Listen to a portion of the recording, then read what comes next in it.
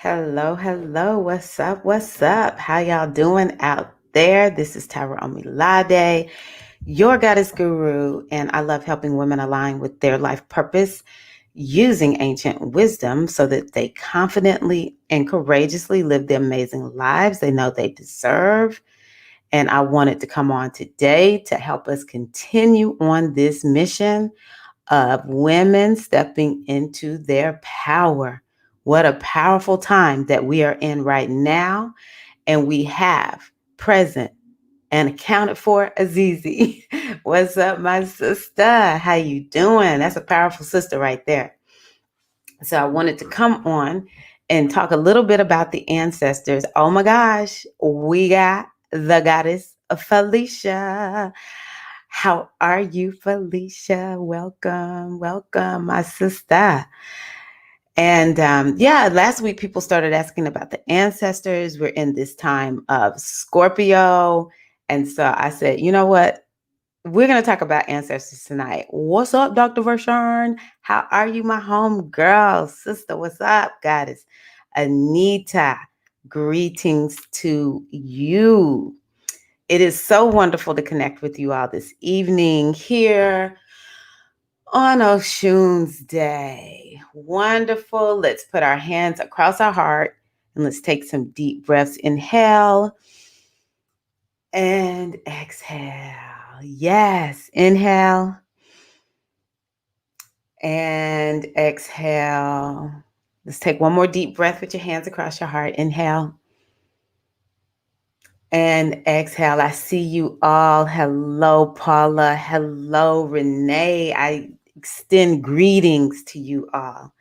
Greetings to everyone who's watching. If you're watching live, if you're watching on the replay, I extend greetings to you from the Great Mother. We send you light. We send you love. We send you healing. May you open to your power. May you walk in your power. May you know who you are and operate only from your truth. I have had the honor and the privilege of sharing the Wise Woman Healing Circle. It's given me an opportunity to do a deep dive within myself in order to share more of what I know with more people. And I'm telling you, y'all are gorgeous.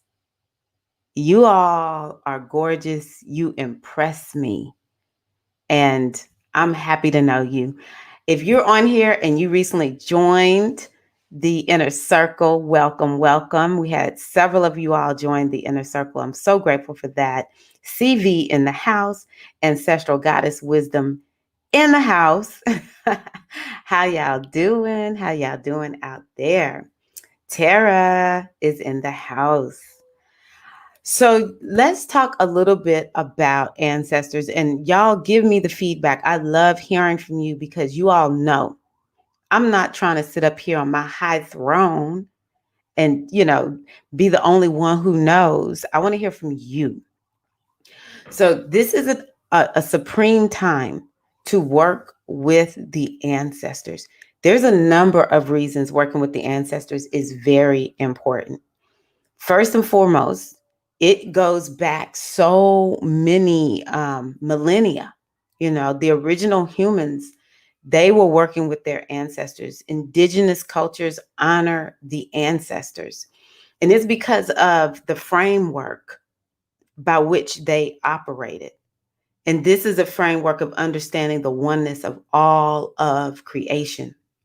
And so, when you understand, or when this is your main perspective in life, you're at one with everything, then you understand that when someone, this life is a journey, and people will come into the physical realm, spend the time that they're supposed to spend here, and then they'll go on back to ancestral realm. They'll go back to, Arun, which is the land of the ancestors, the unphysical or unseen world, right? And so I think too, this is just something I read and I just believed it. It just felt right to me. There was a time when the veil was so thin between those in the physical realm and those in the non-physical realm, that I think another reason they understood the importance of venerating the ancestors was because they walked with the ancestors in a conscious manner. Like they could see the ancestors. And so in this modern day age, when people can see the ancestors, it's like, oh, she was born with a veil over her eyes. She can see the ancestors, and it's scary to people, right? If we feel like the ancestors are around us because it's not normal to see your ancestors or to sense them so tough that you're like, I know somebody in this room with me. And it's not comfortable, right? And so it was so much easier for our ancestors to believe, oh yeah, the ancestors are there because I can see them. And they knew the importance of working with them and to get the wisdom from them, to get counsel from them. The ancestors would let them know, you this is what you need to know in order to maybe fix a problem, or this is coming down the pipeline, so you need to watch it. And then, of course, the more we got steeped in the physical reality, the more we began to forget. We already forget when we come here, but we really, it's like there is something that has been put into place that makes us forget even more. And so it's incumbent upon us, once we begin to realize that the importance of working with the ancestors, to actually do this work. Because when we do this work, then we are afforded the same opportunities that our ancestors were afforded. And what I know, first and foremost, they walk with us no matter what. But they can see down the pipeline what we cannot see. This is why we consult the ancestors. And let me know, do you use your cowrie shells? Do you use pennies? Do you use a pendulum? How do you hear from your ancestors if you're already working with your ancestors of light? So yeah, they can see what is beyond. And so we can contact them, and it's like, ancestors, this is how I say it: be a lamp unto my feet, a hedge of protection around me, a guiding light of wisdom before me and the family. It's like some of us come in here to do this work on behalf of our family. And so you might be that person in your family. Nobody else knows anything about ancestral veneration but you. So yeah, that's one thing. The other thing and this is the main point I want to make to you all tonight. It's so important, in my opinion. Years ago, my godfather, Babaji Colioso, said, y'all know the Orisha for those of us in the United States is the ancestors. Brazil has gotten Yemoja, and then we know they love Oshun over in Cuba. And then, of course, we know they have this gorgeous tradition down there related to Shango in Trinidad. Haiti took it to a whole new level, y'all. But seriously, we sort of relate certain Orisha with different Afro communities in particular. But I found it interesting. Like, I brought into that hook, line, and sinker. And the thing was this. He said, we in the United States in particular have to heal our ancestors, because until we heal them, and I really do think this extends out to all of the cultures beyond. And I'm going to be honest with y'all. I think this extends to everybody, no matter your ethnicity. Okay. Now, he was giving this to me within the context of Afros, but I'm going to explain to you why I think this, it don't matter what your ethnicity is. Okay. All of us need to be getting these ancestors together, because we're here, their descendants are here, and we're dealing with one another. And I feel the spirit. If you live in a place like where I live, I'm from Mississippi, USA, Tennessee, USA. If you don't know those two places, just know they are very much related to the Confederacy, to wanting to keep Afros enslaved, to KKK, oppression, racism, and everything. And there have been years, for years, I've been like, the spirit of the Confederacy is alive. This thing is an energy here in Tennessee. And I do so many banishing rituals, like, y'all gonna get up out of here. We're not having that no more. You do not own this land. We are taking this land back. It's like I do all this energy work as I'm driving around Tennessee, doing my best to, banish this negativity, right? But all of us here, we were the United States, and really so much of the world now. It's just a hodgepodge of people from all walks of life, right? So it really makes sense that so many of us, but especially in the US, we got to heal these ancestral lineages. Let me tell you why. This is what my Babaji told me. He said, because there was so much damage done that if we don't heal them, those that are here, we can continue to carry the wounds. But isn't that true for everybody? There's no country that is perfect. Every country, every group, there is somebody in that group that's like, y'all ain't treating us right. Or my ancestors, you talk to some people who are like, my ancestors, they were doing some stuff that was just wrong. And they don't even want to claim their ancestors. But what if we all decided, I will send healing? Because at the end of the day, every last one of us got ancestors. And every last one of us is dealing with something from our ancestral lineage. This is what astrology teaches. But when Babaji told me that, I was like, that makes sense. Heal the ancestors. Work with the ancestors. So this is another reason we work with the ancestors, because the ancestors actually require healing. And there's no telling what land you are standing on right now that might have some ancestral energy. You think it's you. It ain't you. It's these ancestors that's hanging around us like, man, we dark deceased. We stuck. We wounded. We need somebody to send us some energy to get us unstuck and released, so that, maybe we ain't hanging around you causing you problems. And then I heard Baba Obafemi of OIDSI. He said the same thing. And I don't think they were chatting. They both came to this on their own, in two separate camps. Two, big name Babas in the Ifa tradition. And so, yeah, working with our ancestors to help heal them through us.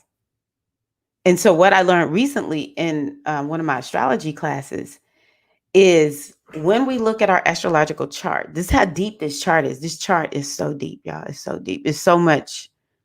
They say you're not born with a book. Yes, you are. Okay. The first house and the seventh house are the grandparents. You want to know what you got going on? I'm going to tell you, I got something going on, because I got planets in first house and seventh house. But you can understand to a certain degree something that might be connected to your lineage, your grandparents, because they are part of, in our astrological chart, our first house and our seventh house, which are very important houses, right? And it's other things in the chart that can kind of give you what the issues are, and perhaps what you need to do in order to heal it. Now, I do believe that we can begin to do this work by working on our energy. One of the things that we teach in the sacred feminine community that I'm in is, when one woman heals her womb, it heals all the wombs that come before her. And it heals all the wombs, period. It heals everyone. It sends healing to all women, right? So the more we just go on ahead and just say, you know what? I know where I struggle, and I am going to continue. I'm going to do the work. And we can just add in there, I send light and I send love to my ancestors. The other day, that's what I said to my ancestors. I was like, look, ancestors, If this is an issue you dealt with, I am telling you right here and right now, I'm here to heal it, release it, let it go. We are healed of this. We are healed. So we can do this work. We don't even have to know everything. We may see clues in our lives. Look at where you are like, why is this a problem for me? What is up with this? And some of us might be here to end some stuff. You wonder why you can't get fill in the blank. Well, because you came here to not do that. You came here not to do what they all did, right? And so here we are in this time of Scorpio, deeply healing time. Scorpio is about going into the depths. Scorpio is about going in to do the healing of the trauma. It is also about working with powerfully spiritual energy and being able to get to the bottom of something and to completely and totally transform it. Think of it, tomorrow is Halloween, and as well as Dia de los Muertos, where we are honoring the ancestors. See, even just honoring the ancestors helps to release them from being, helps to release them from being stuck. It helps to elevate their souls. And so, yeah, I want to know, what are y'all doing? How y'all working with your ancestors? Okay, let me come and see y'all's comments. Tell me what y'all think about what I'm saying. Hello to everybody. Oh my gosh, y'all's energy is amazing. Wonderful. Yes, Mimi, it does take some time to get used to it. A veil over my eyes. Her granddaughter did too. Wow. Maybe and y'all are very intuitive. Maybe that's a family thing. What's up? What's up? Hey, Jasmine. Hey, everybody. Okay, so Paula says she uses her shells and her pendulum to connect with her ancestors. And so things that you can do is you can ask your ancestors, especially if we're focused on healing, we can ask the ancestors, okay, do I need to do some healing work on feeling, A or B or C? You can ask them if you have some inclination as to what you think needs healing. You can ask them. You can hold the pendulum up, or you can cast the cowrie shells. My family has one eyebrow lifted at me right now. Yeah. I will say, because I get that quite a bit, Mimi, that sometimes the best thing to do is you share just enough, almost nothing, it works too, unless they have to know. I ask my higher self to not miss a trick. Nice. Haiti and Ogun. All right. Yes, we're all mixed up. Honestly, I think that's another reason why doing this ancestral work is important, is because it's like we got to get some stuff settled, even to a certain degree within our own lineage. If you have a lineage like mine, it's some dark stuff. And I think, who did I tell? Maybe it was my inner circle. I can tell I probably need to do a little work because I'm a little bit sensitive about this, but suffice it to say that it took me getting to this year to begin to look at something that needs to be healed in my family lineage. But before, what I was doing was carrying it as a wound. And then this year I said, you know what? I ain't carrying this as no wound. No, we're going to stand up. I'm here. And so for all the life lost, I can come and live it up big. I can come here and make the most of it. I can come here and have a good life. Whereas maybe the women that came before me, not my aunts, it's something about my mother. My mother is the one that carried it for her sisters. Because my aunts are still alive, but my mother had a short life. Her mother had a short life, and her mother's mother had a short life. And so, that's been something that I was afraid of. Turning 50 this year was like a super big deal for me. um, because yeah, I was like, woo, wow, I want to get to 50. I'm like, what's going on that these women die young? Again, thankfully my aunts did not get this, but it's something with my mom. And I might even be having a little bit of a revelation, but of course I have no daughters. And I began to realize within the last 2 years, I'm like, I think I'm the one that's here to end whatever this short life thing is, with the women in my family. But before, it was really and truly, it was like a wound that I carried. And this year I decided, you know what? Nah, we not rolling out like that. I come from a great lineage, but it does have some other dark stuff that I was like, we got to heal this stuff up. We got to get this stuff together, right? Otherwise, it's a wound. Like I can feel it. Think about it. Can you feel the wound in your body? I can feel this. And I know some of it is, the meaning that I have assigned to it. Um, there is this part of me though that is like somebody got to heal this, and ain't nobody in my family doing this kind of work. So you may be the same way. It's a mess back there, and so it's on you to help clear it up. Okay, let's see here. Virginia.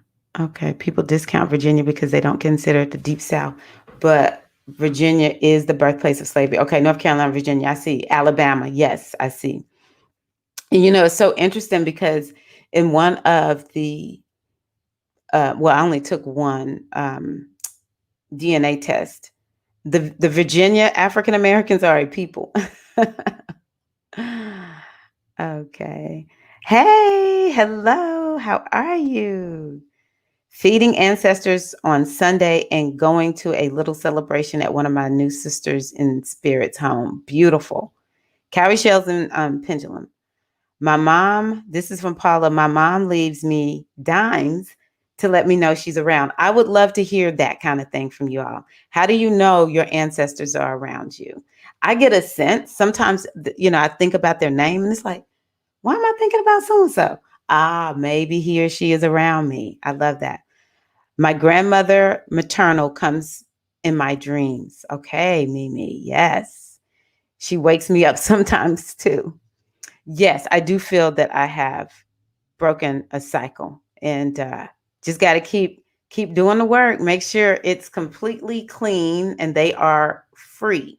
So, any other questions about ancestors or this concept of healing our ancestors, working with the ancestors? I love hearing about those who are hearing from their ancestors. I used to smell my mom right after she died. For years, I would all of a sudden smell something, and it smelled like these flowers that were in her room or something like that. They came real close to the time she died. And every time I smelled this scent, I was like, ooh, I think my mom is around me. And so, yeah, that was something else. And my mom used to come to me in my dream. I would see her at like a mall. I don't even really go to the mall, but I would always see her at a mall. And here lately, my dreams have been like, mom's alive? Where's she been? That like all this time, where's she been? So whenever I wake up and I'm like, oh, my mom came to me in my dream. It feels just like I've seen her and connected with her. And so, yeah, but I will call on my ancestors in a heartbeat. Ancestors, I'm asking you to assist me with fill in the blank. Or let's say one of my kids is asking like, mom, can you help me? Or I'm worried about this. I'll be like, got you. Ancestors asking for your assistance with my child. Hello. Oh, Connecticut. What's up? What's up, Connecticut? Okay. You feel it on the back of your neck. How do you say your name? Will you spell that out for me? I don't know how it's completely clean and free, because in the goddess tradition, we work with the spiral. And so maybe on level 1, it's clear, but then something comes up on level 2. And so it's you do the work until you're like, okay, that's cleared. And then something else may come up. And then if it doesn't come up, then perhaps, especially if you don't see a blockage, perhaps you're like, oh, maybe everything is cleared up. Okay. Michael says, do ancestors carry the trials of life into their afterlife? Or are there some things that get healed when someone passes? I think a little bit of both, Michael. The way I understand the ancestors is, so for instance, we all are returned ancestors. Why would we be returned ancestors? That's one question we want to ask. Why would we come back? And oftentimes we come back and connect with people who we were family with or in relationship with in another lifetime. Why would that happen? And so I think that sometimes there's some unfinished business that gets left behind. And no amount of crossing over is going to, it repairs this energy thing. And maybe to a certain degree, maybe the reason I might be experiencing, whatever I'm supposed to heal in my ancestral lineage, because I am that returned ancestor. But perhaps it's the ancestor, left this energy here and it's got to go somewhere. So we pick it up. Right. And maybe on the other side, we were like, okay, I'm going to try to go and see if I can get this worked out for you. Great great grandma. I'm gonna see if I can go get this worked out for you, right? But of course, when we go into the afterlife, it's not like being here. It's different. I remember reading a book one time. I just think about the old days when people didn't have as much. Well, let me not say they didn't have it, but it just seemed like it was easy for stuff to happen that we don't really hear about nowadays. So there's this thing that's called, what is it? I hear forced writing or automatic writing, where an ancestor can possess somebody's body, a spirit can possess somebody's body and write out what they want them to know. And what this one man who's on the other side wrote was, when you go back to the other side, it's almost like you get to choose your adventure. It's like you get to choose what you're going to do. So people, he said, when you would sometimes walk through and see people just laying there. If they just felt like there was nothing on the other side, that's what they experienced when they got to the other side. But if they wanted to go to a different realm of some sort, they could go and be in a different realm. Some sort of waited and kind of game plan what they were going to do when they came back. But most everyone talks about how when you cross to the other side, it's a whole different reality. It's not, you don't go and I just believe people will go over and just be like, wow, that was crazy. Okay. Yeah, I have to go back in because, there's this evolution of our soul. And so they're like, yeah, didn't evolve much with that one. So I'll be going back. But I'm sure some of it gets cleared. I mean, I'm saying I'm sure, but I just feel that it might will get cleared. But I do know that we will come back to clear some stuff up. We will come back expressly to clear up some stuff, some unfinished business. I know for a fact, if you can connect with another lifetime, let me know that, y'all, if y'all can connect with another lifetime. If you can connect with another lifetime, then you might be able to see what didn't get finished in that lifetime.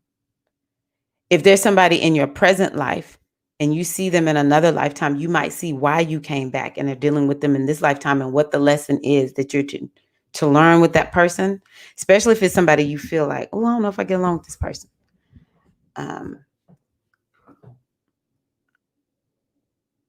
Aquarian T says, I get feathers and I get pennies and dimes. Wow. Y'all got some abundant ancestors.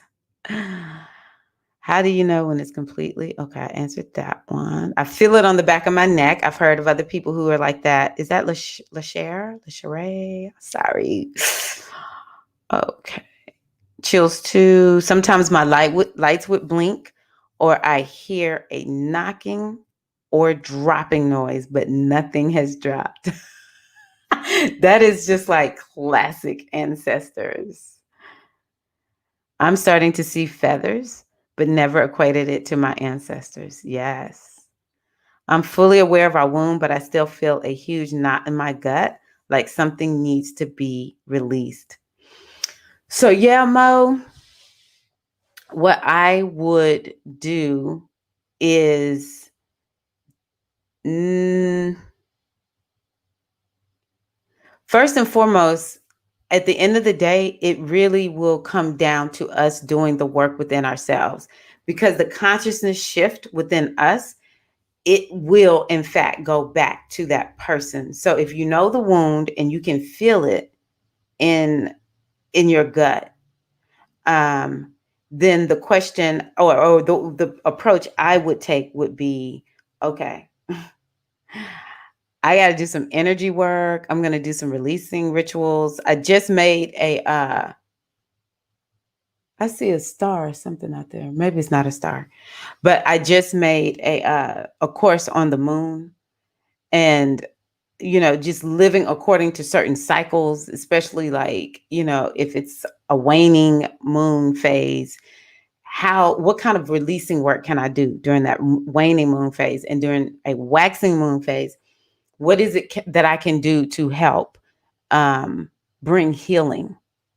At the end of the day, it is a consciousness shift within us. I can do all this ritual work all I want, but at the end of the day, if I do not make the change in myself, then I will find this whole life I'm doing ritual work to heal the wound. So yes, yes, yes, yes.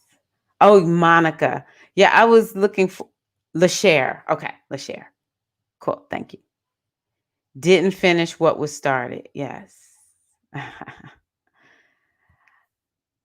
The problem for me is that my family wasn't very communicative, so I'm trying to learn more about them, but it's such secrecy, so it's been hard.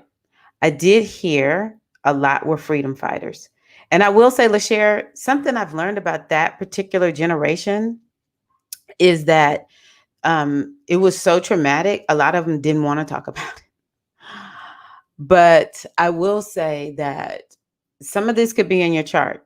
Um, there is the planet Neptune and then the planet Uranus. And I bet you in your chart, there's something Neptunian. I would have to sort of look at it. It's like if Neptune is seems like it's like the first, maybe third, seventh, ninth, and 11th, something like that. I can't remember all the houses. Uh, it could be that your family was secretive. And so maybe what I would do is just work on the energy. Just continue to work on the energy and don't be secretive. That's another way to break the curse. It's how part of the way the curse keeps going is we keep things in secret. So I'm one of those people that come from those kind of families where folks keep secrets, and I'm not the one. Everybody knows they're gonna get the deets from me. Now I'm not gonna, betray anyone's trust if I'm not supposed to talk or say something, if someone confided in me. But I'm like, nah, we're not gonna be sitting up here lying now, y'all, because that starts confusing cheering. And they start growing up repeating the patterns that we repeat. I refuse. I refuse. Okay. What dreams may come. Huh. I have to check that out. Yeah. Yeah. Pennies and hear a knocking noise, Renee. Love it. Okay. Let's share. Smells and not in my gut. Just lost my son to murder by the police. It feels like justice needs to be done. Yeah, that's definitely, and y'all keep Renee in your thoughts. She's been sending me private messages and my heart just breaks, to hear of what has happened to your son. This is definitely, you know, work, spiritual, energetic work needs to be done for his spirit, for Renee's spirit, because this is traumatic on an energetic level, in so many different ways. And so definitely for his soul, to help him to make sure he's all the way over and can block off this wound. But then, of course, to bring justice, you know, it's sad. It's sad in the US what we're dealing with this over here. And yes, Renee is also Native American, and she said it's on tribal lands. And of course, and that's another thing. It kind of goes back to what I was saying too, living here in Tennessee. It's like I got to work to heal this land in Tennessee because this place, you can feel the spirits. Now, that's a lot of good energy with this nature, y'all. Don't sleep on the nature in Tennessee. But yeah, there is an energy. It's something that is like pervasive here. It's like, man, we got to do something.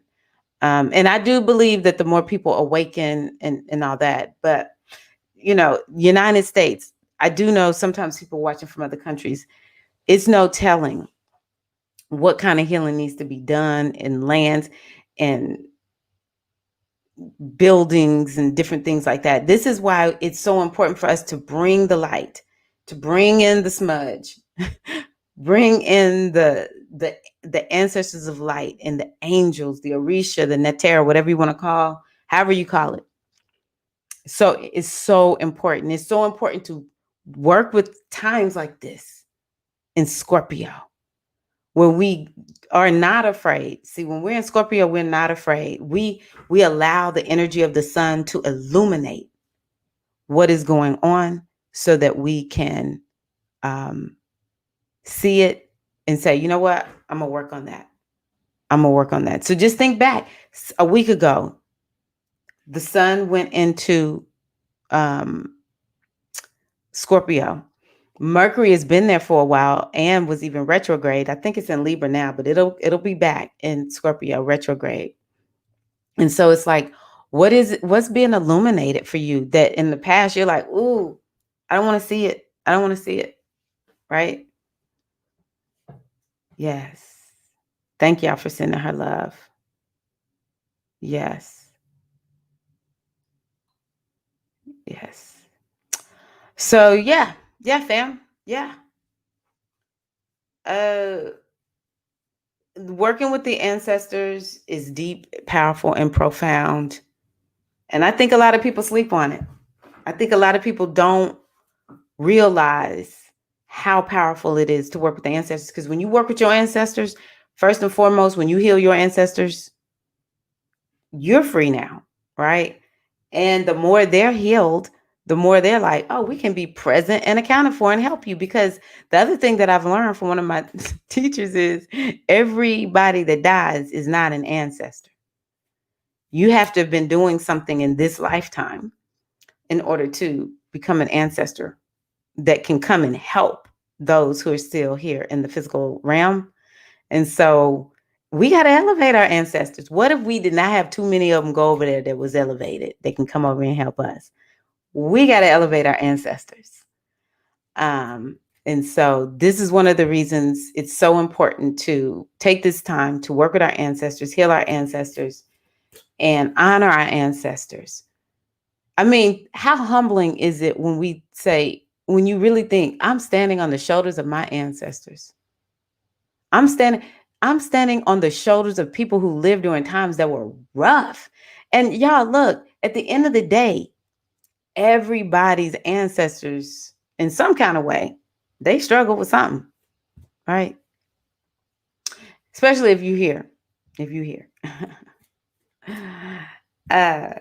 So energy governing the full moon tomorrow. I was actually like, no, why that? Why that?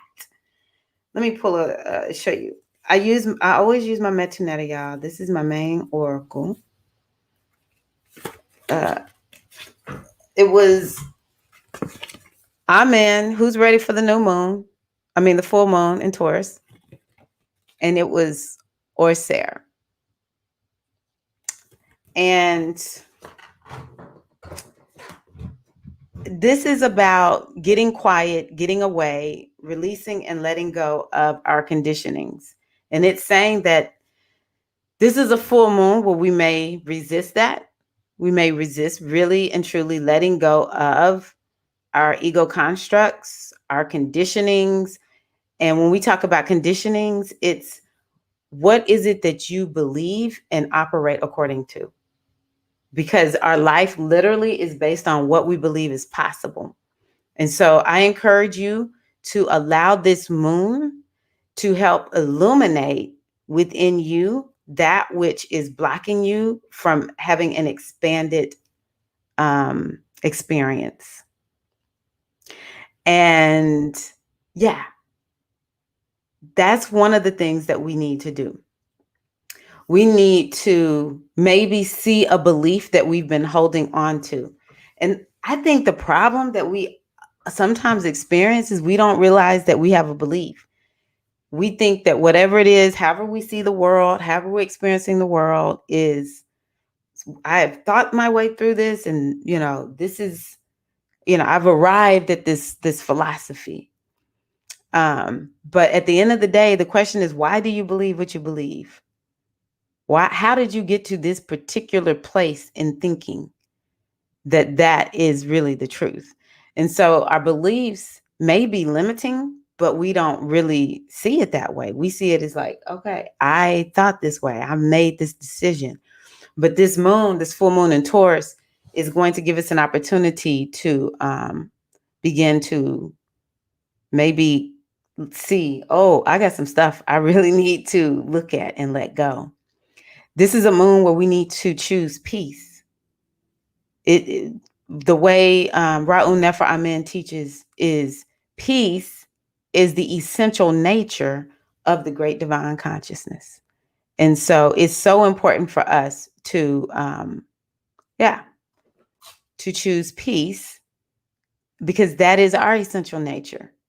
This moon may help us to see, you know what, I'm not living according to all is one. There is the law of oneness. I ask you, do you live according to the law of oneness? What is your definition of oneness when it comes to spirituality? What is oneness? And so Amen is saying, because it's spoken the negative, folks ain't living according to the law of oneness. We may see where we need to perhaps step into that vibration. And it's about understanding that there's a higher reality. It's saying, because it was Amen negative, is saying that we will be hyper focused on perhaps, how I heard someone say today, the minor instead of the major. We'll be focused on the minor. And y'all, I hate it when I have to, it's like, man, I'll be so happy when 2021 gets here. I'm like, why do we have to get these cards? But the thing that I can tell you is, when I don't tell y'all exactly what I see, because I want to give y'all something positive, then y'all end up telling me it happened anyway. So what I can say is, if you, me, we choose to be quiet in an isolation, that may bring the better benefit of the moon. This is saying we may not be quiet. It's important for us to get quiet, to meditate, and to actually retreat. I was actually thinking about taking a class online tomorrow, and I was like, nope, after I started reading today. And it's also about transcending the ego. And so this moon is one that can help us to transcend anything that is keeping us from living authentically. And so that's what the full moon in Taurus is about. So I had to pull an affirmation because I was like, I need something positive. I am relaxed.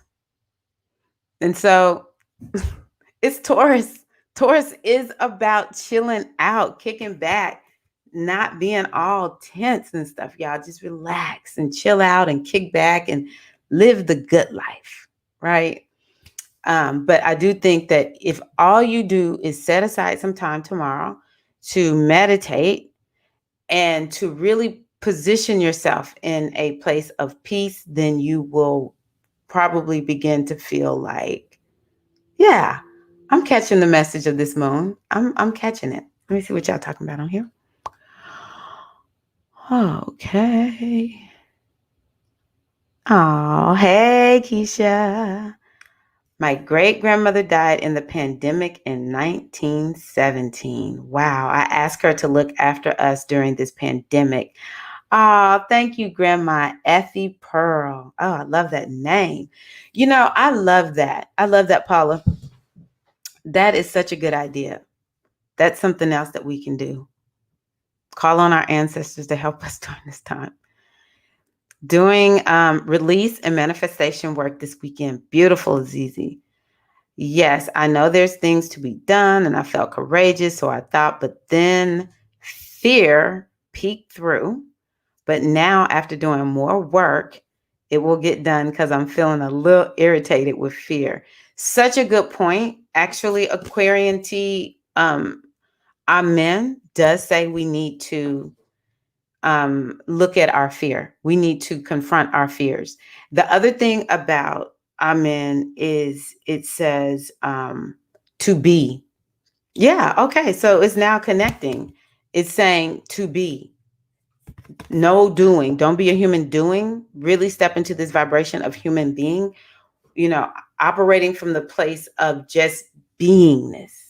And so I do think that this is a time of enlightenment for us with this moon where we can really open up to being more. Okay. Yeah, it must be that Scorpio in you. Yes. Azizi said she recorded a relax and release class yesterday. Nice. I feel the tension between Aries and Taurus. Is this within you, Felicia, or are you seeing this out in the world? The tension between Aries and Taurus. Yeah, it's a lot. It's a lot going on. It's a lot.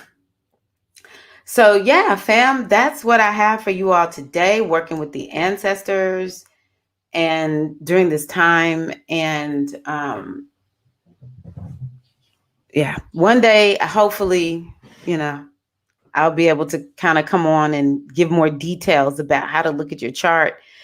I will say Neptune shows families that are secretive and codependent, and the Uranus would show families that are a little more controlling, or and they'll kick you out fast. There's no secrets in a Uranian family. It's confrontation. And so yeah, it all depends on the house placement. Some of that tells you that. And also Jupiter and Saturn kind of tell a little bit about that. So maybe we can one day kind of talk about it, and you can look at your chart and I can give you the details. I'm almost positive it's like 1, 3, 7, 9, and 11, something like that. Those are the houses. If you have any of those planets in those houses, it could tell you something about your ancestral lineage. But what I will tell you is work with your ancestors, feed your ancestors, pour libations, heal your ancestors, send light and love, light candles for your ancestors. And during this great time of darkness, of Scorpio, of Halloween, of Dia de los Muertos, take advantage of this time.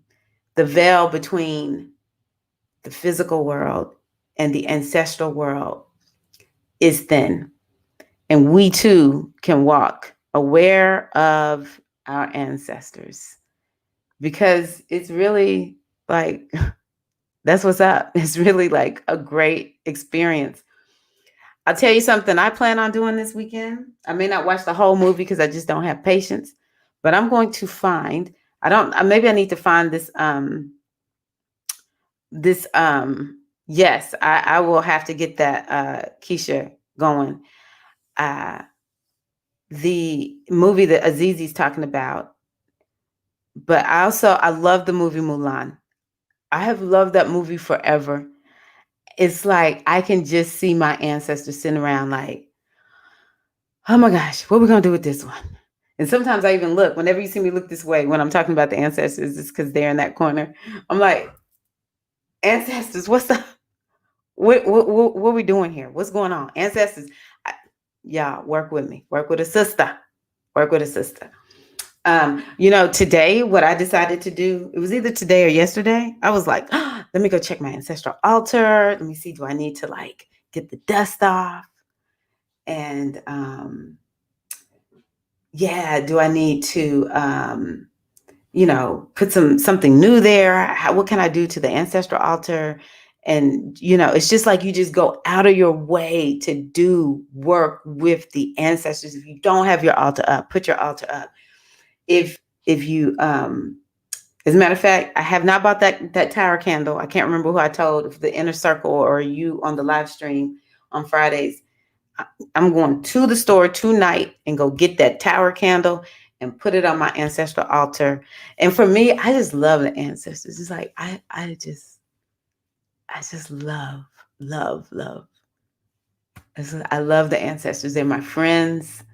And I never feel alone. I talk to the ancestors, like, ancestors, maybe some days I'm feeling down. I'm like, ancestors, I feel down.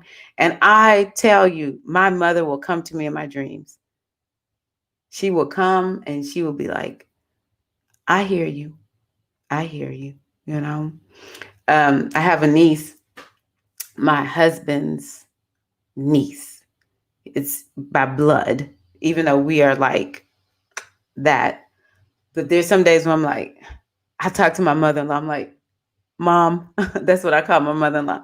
Please, Mom, what do I need to do for this niece, this, help this grandchild of yours, right? Or anything going on with my nephews and my nieces. I'm like, Mama, Grandma, Grandpa, I'm gonna need y'all to come down here and work this out for them because I'm like, I don't know what to do for them. Or my siblings. Mama, something's going down. I'm gonna need for you to go over there. Mama, come on. Hey, Alexis. Hey, Cindy. How are you? I have Neptune and Capricorn. Neptune, Capricorn, Uranus, and Sag, both in the second house, it looks like. Coco is another cool movie. Okay. Definitely, if Scorpio is on that fourth house, it's going to be some secrets. I often wonder when I meet people who are Leos, which I'm just going to use whole signs because I know somebody might have Scorpio on the fourth house and they have a different rising sign. But if we're looking at just the pure energy, I often wonder about Leos. It's like Leos seem to be so fun loving, but they got some dirt they dealing with. They got some dirt they're dealing with. But Scorpio on the fourth house actually, when we think about royalty, a lot of times, yes, a lot of secrets, but they, I can't remember who I was talking to, but we were saying that, maybe it was a class that I took, but how was it? It was something like, oh, the ruling, well, people who are in higher places, I put this in quotes, the powerful on the physical level, understand astrology or just how to work with this energy, and they live their lives by it. The more I listen to people who are, and they make money, have a lot of money or whatever, it's like, oh yeah, you definitely know something. You know something. We even heard about one president whose wife used astrology and people thought it was ridiculous. One of my teachers told me that the US president is sworn in on the 26th. I can't remember what it is, but there's some day that will come. It may come before. It has something to do. I can't remember what exactly what the energy is, or is it a planetary meeting or what? But that's the real day the president gets sworn in because it's something to do with astrology, right?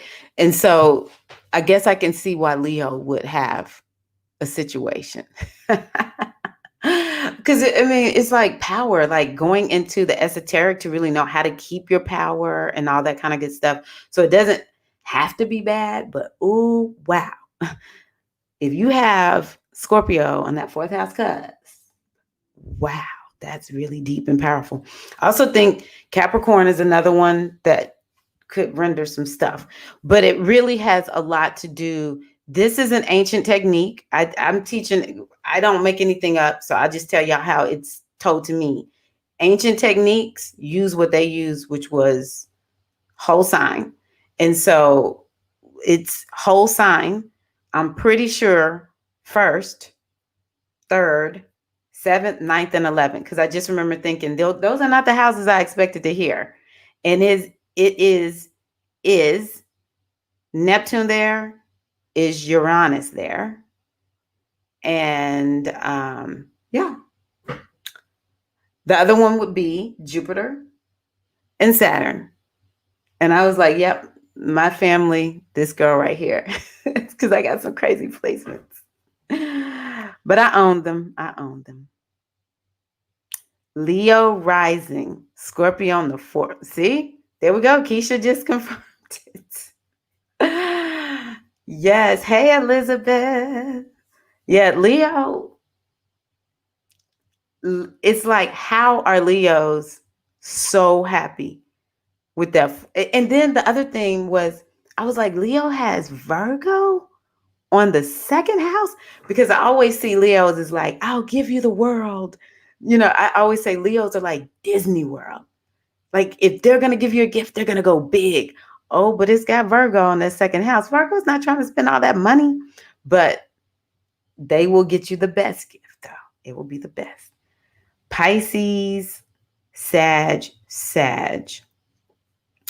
Pisces, fourth house cusp is Gemini, I think. And that's the other thing. I get so confused. I know I said I was going to get out, but now I got to don't talk astrology with me. Okay. I get freaking lost. So this is something else that I found fascinating.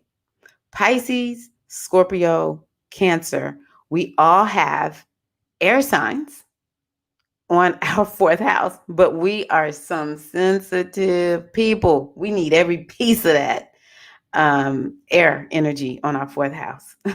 Because, oh my gosh. But yeah, that would be Gemini. And it's really about where is, on the first level, what house is Neptune in, and what house is Uranus in. This is the technique that was taught to me when we're looking at what's going on with my family. What can I learn about my family? Now, the other thing is, and this one is super easy if you know your time of birth. What sign is on the first house and what sign is on the seventh house?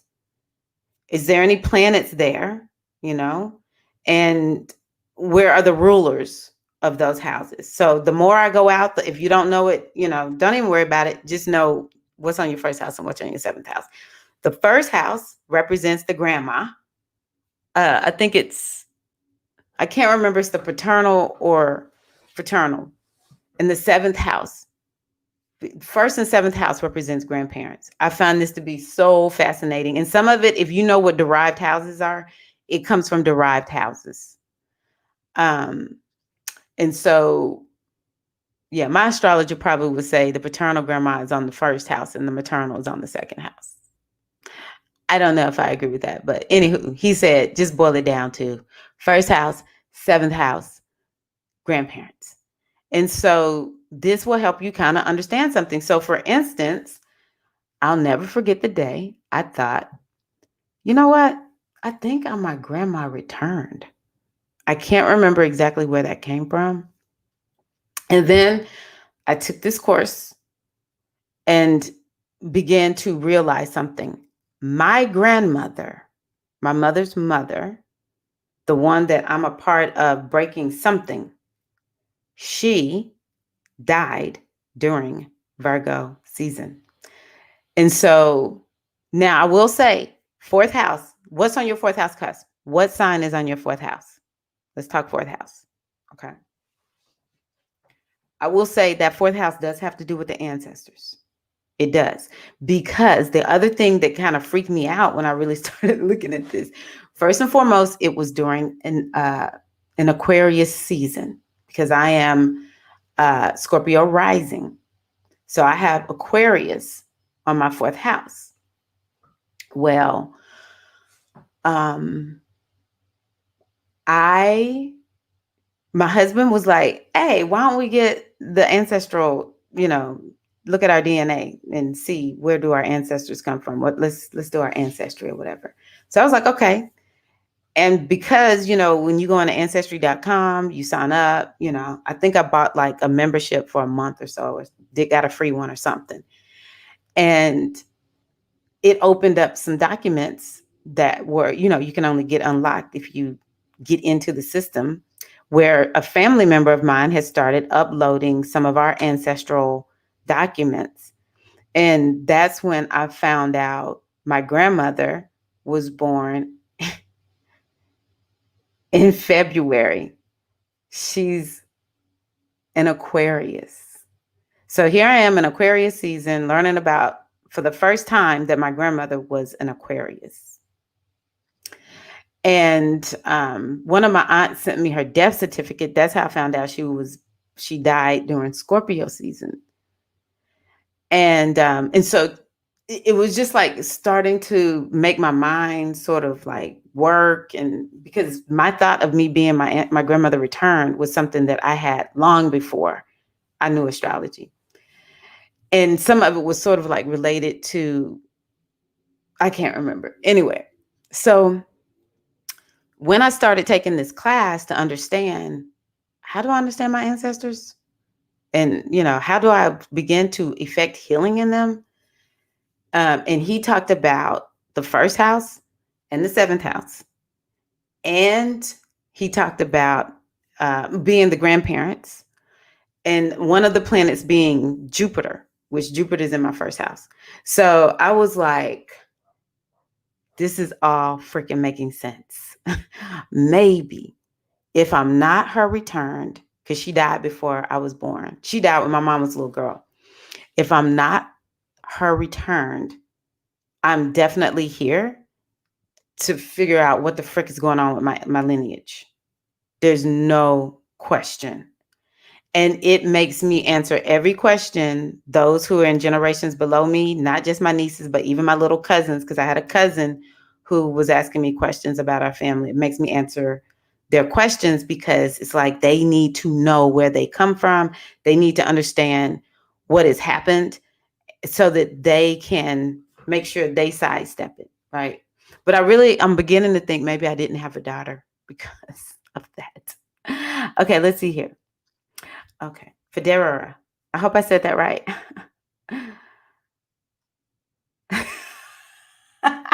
I love Aquarian tea. You're so hilarious.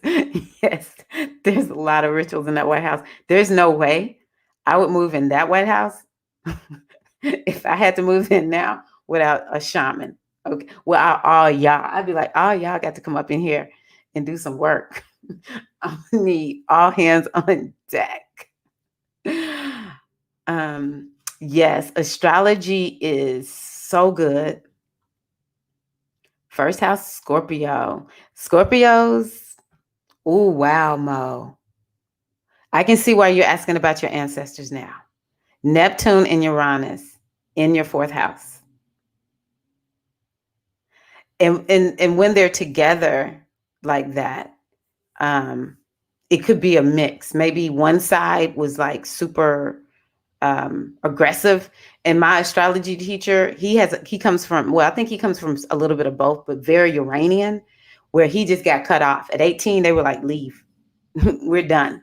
He's just had a lot of just being on his own. And the thing that I love about studying astrology or studying ourselves, because there's different ways of doing this, is because after a while, y'all see the moon. Hey, Mama Moon. Oh my God, I wish I could show it to y'all. The moon is shining on us. Hey. Oh, that's right. It's in Taurus now, y'all. All right. Is because we can begin to say, okay, it's in my chart. It's not me. I think that's a huge part of the blockage. We think something's wrong with me. I can't get this. I can't get my life together. I can't make something happen. Or it just seems like something's wrong and I'm not happy.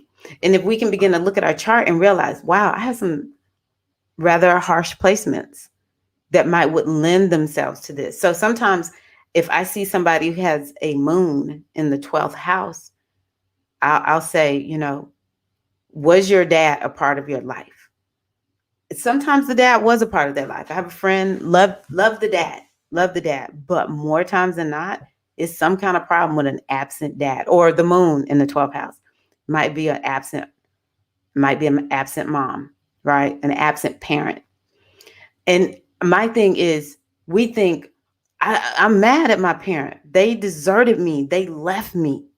And then I could say, well, or what I say is, what I want to offer to you is there is some reason that this is in your chart that indicate, or maybe it was in your chart, it could have manifested any kind of way, and this is how it manifested, a missing parent. And so it's not that you're a bad person. For some reason, this is indicated in your chart, and now you can move forward, you can forgive, and you can find a way to begin to get that healing balm in there, because now you have to begin to look at the remedies. Okay. So if I'm my grandma return, for the longest time, I cried.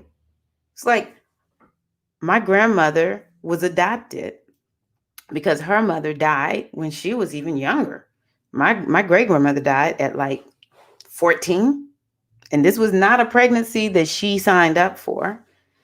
Now that doesn't mean she didn't love my grandmother, but I don't think she lived too long after my grandmother was born.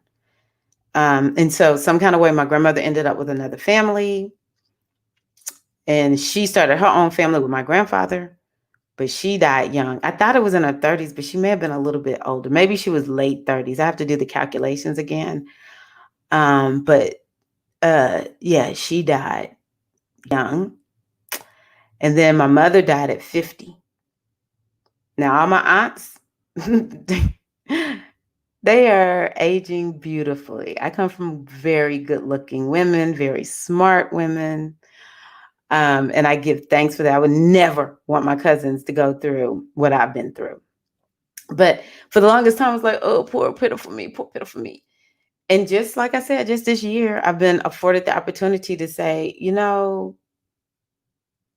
this is an opportunity for me to heal and to live fully for the life that they did not get to live. I would be wrong, knowing what I know, to not come and just do full on, just like totally full on in life. It has taken me to get to 50 to really see this, and to say, I honor you. You live so I could live. I stand on your shoulders. And I know you want me to come and, live more, do more, be more. And so now I've turned it around. So that's what I'm saying. We can see what's there. And now we can say, you know what? I'm not a bad person. And I can begin to do the work to channel this energy in a different way. And maybe some of it is channeling it to heal. I did have to do some womb work for my mother and my grandmother and my great grandmother. Had to do some womb healing work for them. We'll continue to do so. Anytime I'm doing womb healing work, I'm healing the wombs of all the women that come before me. And even my father's mother, it was just, well, that was the grandmother I actually knew. Womb healing for her, because she went through some stuff too. She was, again, someone who was not raised up by her mother, and it was very traumatic. This is why we got to do this work, y'all. It's like we've got to have that courage and that confidence, or if nothing else, the courage. And I have to say, y'all, I just keep pondering on these elekes. So many people want their elekes. And I'm like, I'm going to go full on Elekes and warriors. Now beyond that, I will find you somebody else to help y'all with the rest of it. Okay. I'm not gonna be doing all that. But I'm like, we need as many people to get in this and doing this work, even though, I'm not saying do it like they do it over in Africa. The priests and priestesses that teach over here the most, for the most part, will say, we got to translate it to right here, wherever you are, because some of y'all might be in another country. That's not Africa. That's not Nigeria, right? We've got to make it applicable to right here, right now. This is what I love about Baba Obafemi, Oidsi. You can look him up. And so, he's like, well, you got to make it work over here. So, yeah. But I do believe there is a door that needs to be walked through Elekes and warriors, and for those who are beyond, there is a door that must be walked through, so that we can powerfully and courageously work to heal our ancestral lineage. I think that working with the ancestors right now is tantamount to everything. Even just kind of thinking about what Paula talked about. It was mind blowing to me when she told me, was it her great great grandmother died during a pandemic. It was just like, wow, this thing has come full circle by somebody who specifically knows. Like, I don't know if any of my ancestors died during a pandemic, but that was just, it was like, wow, just wrapping my mind around it. It was like huge. And so it's like, we know the patterns are going to be repeating. So we may as well begin to do this work to help heal the patterns as they show up. And yeah, let me be quiet. I'm talking a lot. Okay. That might explain why I feel so off now, because I'm a Taurus sun, Aries moon. Oh my God. Fourth house, Leo, Mars, Uranus. Wow. Yes.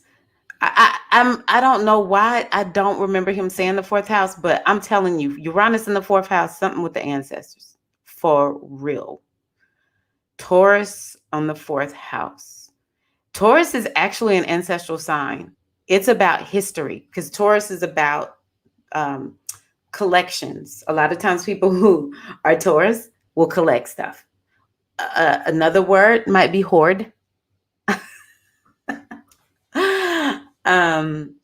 And so, yeah, it's about collecting the ancestral history. So, yeah, Taurus on that fourth house. Lineage work is where I need to start before all else. The lineage work, I just feel like it's just such powerful work. Good. I dress mine up for each holiday because my ancestors love to get together and enjoy each other. I love that, LaShare. Moon is also in the same placement, Sag in the fourth house. Big deal. Yes, the blue moon. I can see it. It's like right here now. The earth is moved enough for me. Just look out the window and I can see it straight ahead. Ashe to the moon. Moon is in Gemini. What a fun moon. What a fun. Oh, you can see it in my glasses. We are the ethereal water, and our charts are like an ice cube tray that we get poured into. Some houses or cubes are full, some are empty. I love that too. Let me put that up just in case anybody missed that one. That is so true. And sometimes people are like, well, I don't have anything in my fourth house. What does that mean? You still got a fourth house. And every month, the moon will go through your fourth house. Once a year, the sun will go through your fourth house. Oh my gosh.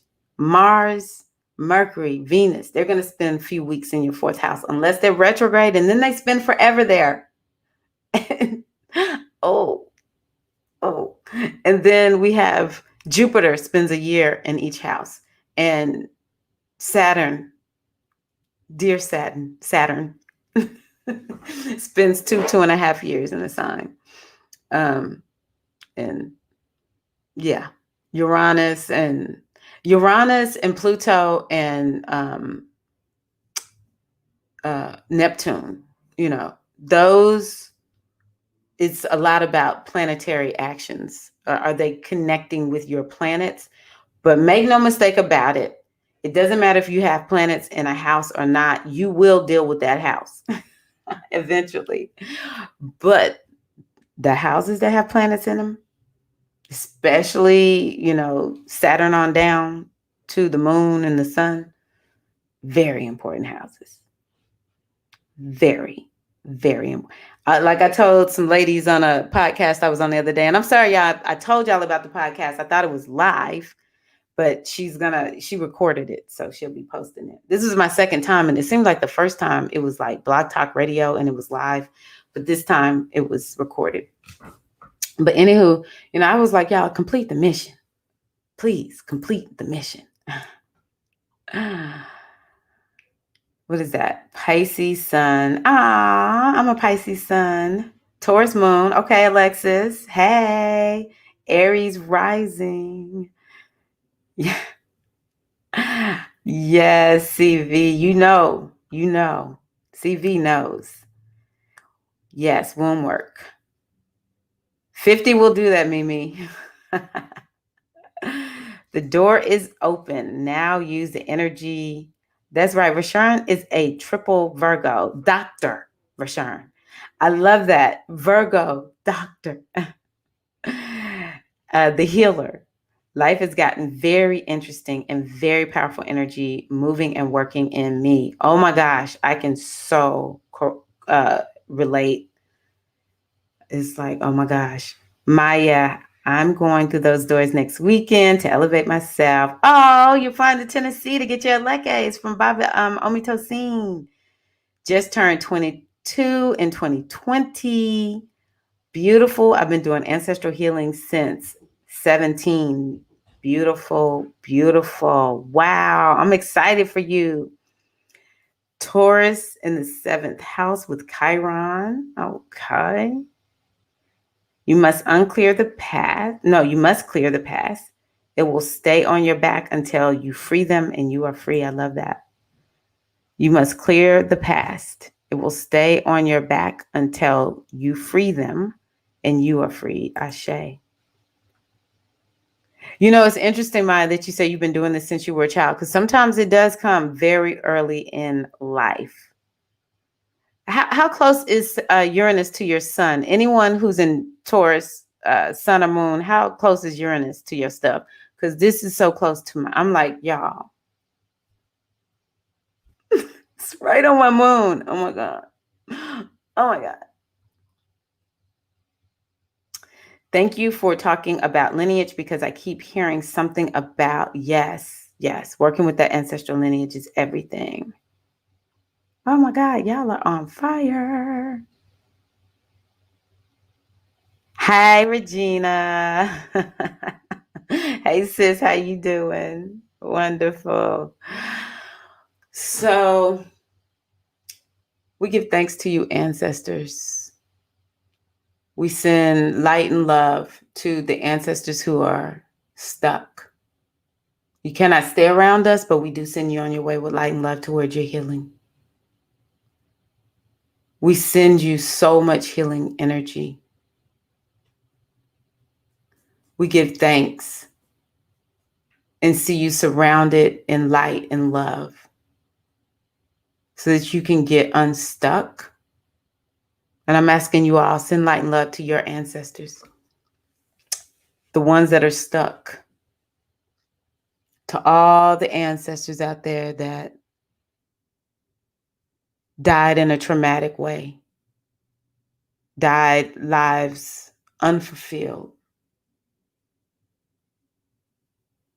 died oppressed, suppressed, repressed, regressed. Ashe. We give you thanks. Ashe. We give you thanks, ancestors. We surround you. We surround you with light and love. We send you healing. And to the ancestors of light, we thank you for letting us stand on your shoulders. We thank you for being a lamp before us, lighting up the pathway before us. We give you thanks.